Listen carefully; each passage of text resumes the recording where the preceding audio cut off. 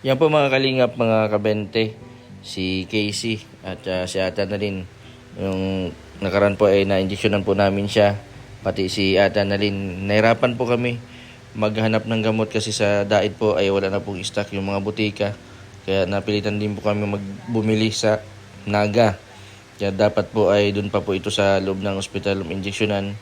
Kaso po walang stock na gamot, kaya napilitan po napalitan po ng ibang brand na gamot, kaya po sa Naga po kami nakabili. And buti na lang po at ngayon po pagpunta namin ay hindi na po aggressive si Casey. Yan nakaraan daw po ay grabe daw po naghuhubad dito si Casey. Yan nakakawa din yung sitwasyon ng ganito. Kapag balik po sa dati ay pahirapan po na pa-injectionan. At yung nakaraan nga din po ay sinuntok niya yung nurse para makaiwas nga po sa injection. Buti na lang po nandyan sila Tanalin, sila Rubilin, si Jigs para hawakan si Casey. Yan, sa mga susunod po mga kalingap, yan, magiging okay na po ito. Mga 3 buwan o 4 na buwan na injection po ito ay babalik na po ito sa dati. Kailangan pong gumaling ito si Casey para po maalagaan niya yung kanyang anak at maturuan din po ni Ate Annalyn kung paano po mag-alaga ng bata. May baboy damo. Nagagalaw sa nagagalaw sa damo. Pero lalapitan natin, may baboy damo.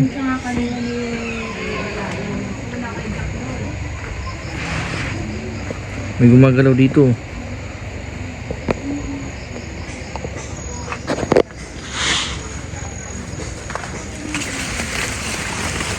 Uy, bata pa rin. Nagkano kanyang tutoy?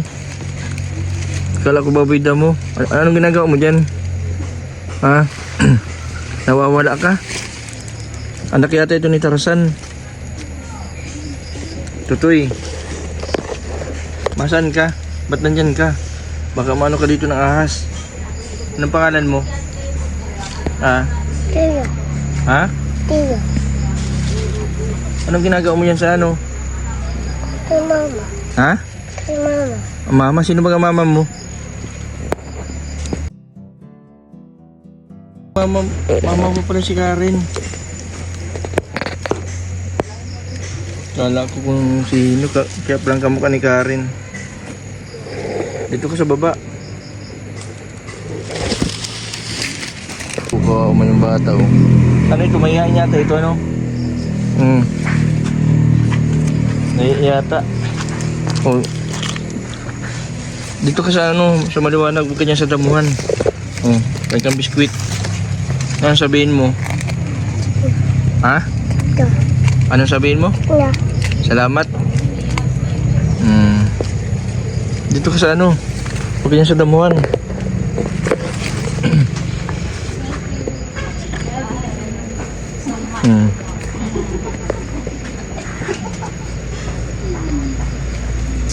Natago sa puno, kala kung sino. Anak pala ito ni Karen, oh. Tara dito ka, Tutoy. Akala ko pati baboy damo.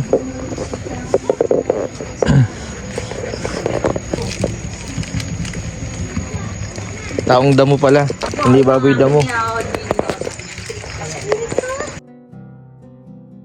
Ay Lola, parang may dito, generator. Ay ano pala ito, electric fan. Ay, bago nga bili, kung bakit Dapat pala electric natanggal fan. na yung isa. Wala, isang awa na. Yan, gamit ko doon. Dapat pala Lola, electric fan, hindi ito. Clipan po ba ganyan? Akala ko nga makina. Wala. May Ay, hingayan. natanggal na nga. Naibang Sa susunod Lola, dapat electric fan pala dito. yung Dapat ceiling fan. Oo, ceiling fan na lang na maliit dyan. Sa taas po Saka yun ang sabi ko nga ay, ano ko yung hindi plastic nila at nang mayroong libangan sila dito. Dapat pala ceiling fan. Lola, mabili lang po akong ceiling fan para dito kay baby. Si Jake naman po kayang maggawa ng ng ceiling fan. So, lalagyan ko na ng lalagyan ko po Lola ng ng wire. Oo, at sa akin Tutungan na ko. extension din yan. Wala Sige naman po, sa sunod na pagbalik ko Lola, bibilang ko ng Sige po. ceiling fan. tsaga-tsaga lang po kayo at huwag masyadong para papagod at mahirap po ba ngayon baka atakin ka naman ng high blood. Hindi nga nandito sila. Hindi ako hindi nakapanatag. Salamat din Lola kay Karen ano. Sige, salamat sa inyo. Sige po. Salamat Yung- din sa nurse na dinala mo at kung hindi ka nagdating na nagdala ng nurse, ay talagang dadalhin ko yan doon sa cemetery. Pero may reseta man po bagan ano. Tapos salamat na lang din kay Karen. Kasi hindi man tayo para basta makakabili ng pang-inject sa butika kung walang reseta. Ay, reseta yan. Nagkataon lang po na si Doc po. Dora Esquadra. Yung kanina. Ay, napakarami pati ngayon ang pasyente. Kasi wala pong mga gamot ngayon sa butika. Na pull-an talaga. So, nakauwi kami, mulang maga, nakauwi kami gabi na dito, nakadating kami. Eh, talagang, pang 19 kami. Umabot ng 30 kami sa sabi ni Esquadra ay, pa-injectionan mo na lang yung daros na. Pero mabuti na dala ka ng nurse.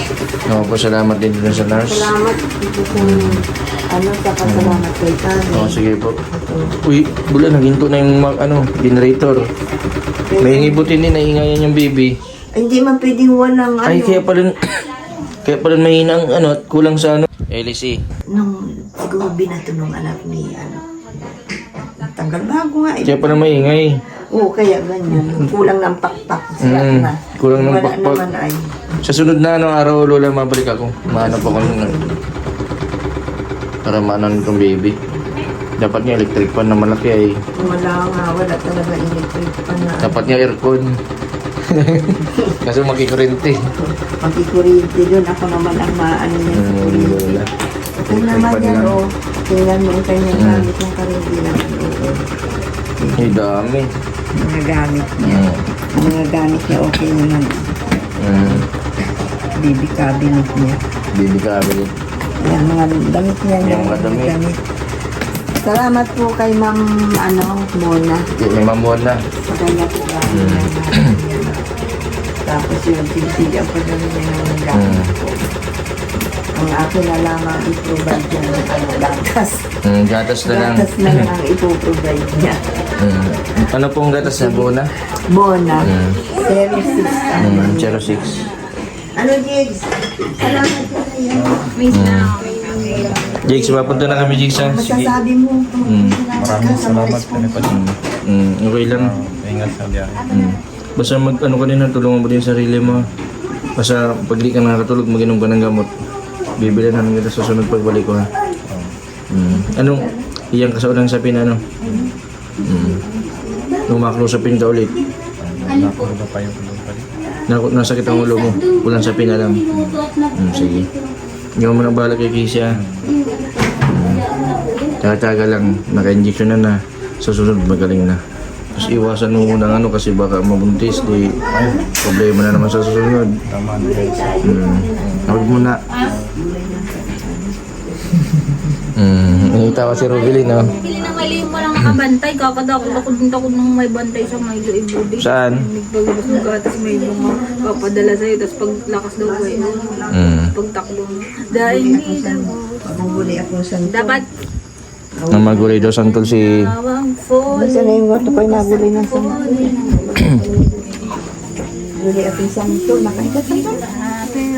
May hipon. Kapio, sino nag-ayos nitong chinilas? Ay, yung bata. Ano? Casey. Magpagaling ka. Dapat gumaling ka na para matutunan mo na yung turo sa'yo ni mama mo. Palagi nagtuturo. Kung paano Ano mag-diaper. daw tinuturo? Turuan ko yan. Pagka Anong Huwag pag okay na ano? mag-prepare daya, ang sabi ko sa'yo. Mag-diaper. Palagi kang daya. Mag-diaper. Tapos ano po yung tuturo mo, Ate Annalyn? Kasi kaso paglilinis ng bottle, paglilinis ng bata, Pagpaligo ano? pagpaligo, paglaba, Pagpupo ng baby ano? ng baby, Mm. araw-araw nilalabaran, kung hindi naliligo. The height and the length is equivalent to have a baby bump. Dapat matutunan niya ni ano. Pero hindi ko pinagagamit muna ng mga lotion pag malaki na. Ay, bawal pa mag-lotion, baby. Bawal. Pulbo-pulbo lang. Kahit pulbo ayaw ko sa damit. Bakit pag may powder? Kasi nagbabalat pa ang mga balat niyan. Saka gusto kong balot na balot siyan. Hmm. Kaya nga ako nag-usikaso kanina pagkaligo. Hmm. Hmm. Baka ha? Yung ano, Tama. Ito nga ay may loom.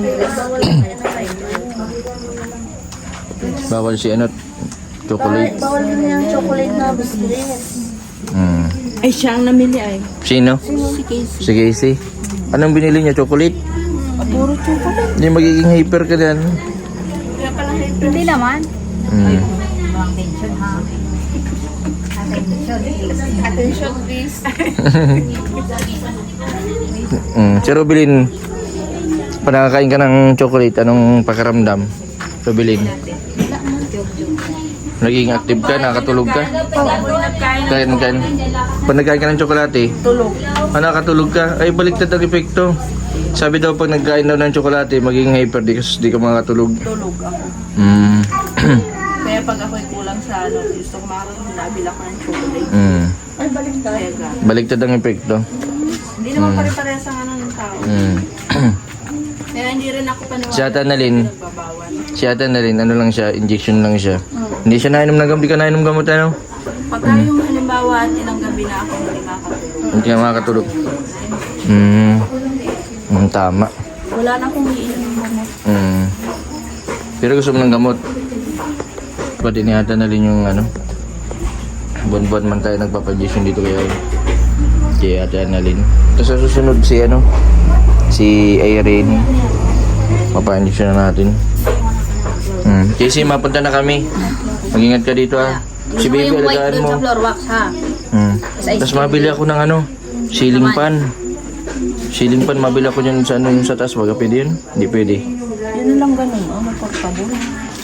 Yung ano, yung clipan. Maingay pala yun at walang pakpak, kulang. Gagawin mabago kayo. Kaya maingay, parang generator. Kaya nga. Para kung nasa bangka. Natabang nag-uuga. Parang nagagano nababibrate. Nababibrate. Noon, may bag siya lang. Monkey, pag naglakad.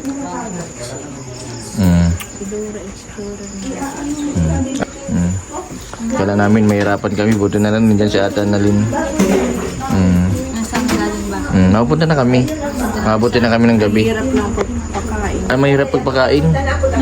Pero pag magaling na, nakakain mo na maayos. Ano yun? Ano examples? Tapos dapat ako'y magulan. Uy, yung mga tasagit, labi mo sa baka.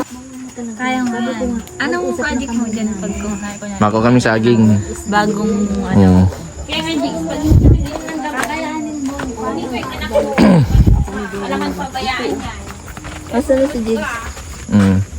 Ay, ito matigas na ito. Uy, siya. Uy, ito. Ito lang, isa. Ito. Oo, yan. Pwede na painugin na ito. Gusto nung nurse ay. Ito lang, ito. Ayan ang ibabayad natin doon sa nurse. Oo, nagustuhan nung nurse. Tapos apuin mo yung dandahan. Apuin mo muna. Dandahan at babagsak. Maasahan po talaga si Jigs, ano? Okay, alright. Tapos yan, putuli mo na. Yan. Ang maganda na, malaki. Uy, tiyan mo, gawa ng kon ito. Kalabaw. Huwag pa papatalian. Ay! Tapos dito sasapuin mo yan, ha? Diyan mo, para lumaki itong ano. Ang galing. Ano na pala yung matigas na pala yun, ano? Tigas mo. Pag may tanim ka talaga, may tinanim, may aanin, May ano? nakatan nga ako dyan, kinain. Ano? Yan, iba ba? Tapos Magkano ito, Lola? Wala yan, dun sa Ay, bibigay mo dun sa nurse? Oo. Magugustuhan dun. sa nurse yan. Nasaan po? Nasa taas? Naroon na, nagtakbo na sa itaas. Dito, pati ano mo yan. Rubilin, may ano, maragtan yung ano mo, pants mo. Ang si Rubilin po, ma. Iba ba? Wala kang paratag. Hatid natin kay Big. Yan po mga kalingap, mga kabente.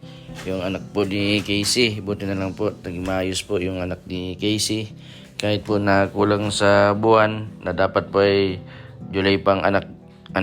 Yan, siguro po na-stress daw si Casey nung na-high blood po si Lola. Nung nakaraan daw po ay na-high blood, dinala po sa ospital. At yung kwento po ni Lola na biglang, yung pagising daw po ay biglang upo. Yan, dapat po pala kapag bagong gising ay kailangan muna magpahinga bago magtayo. Kasi doon po na-high blood si Lola, buti na lang po nakarecover agad. At ito naman po si Casey ay biglang inabot sa panganak dito sa loob ng bahay. Buti na lang po, nandyan po yung kapitbahay si Karen. At yun po yung nagpanak kay Casey. Hindi naman po siya para paanak, di siya kumadrona.